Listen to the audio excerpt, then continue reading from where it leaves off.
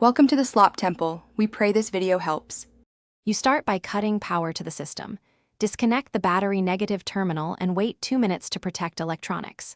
Next, recover refrigerant with a certified machine so you can safely open a/C lines. This protects you and the environment.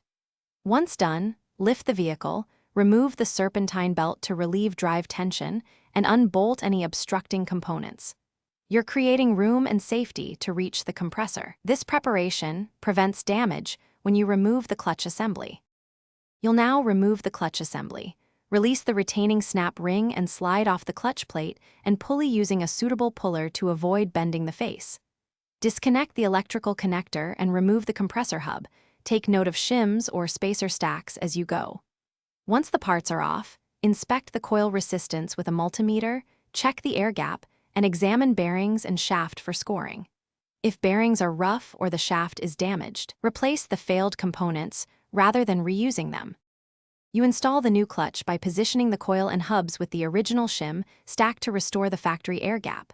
Torque the retaining fastener to manufacturer spec to ensure proper preload. Reinstall the pulley, serpentine belt, and any removed accessories.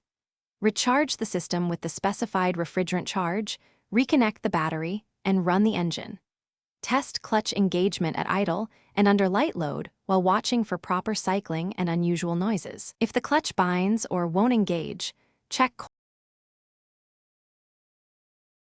Thanks for watching.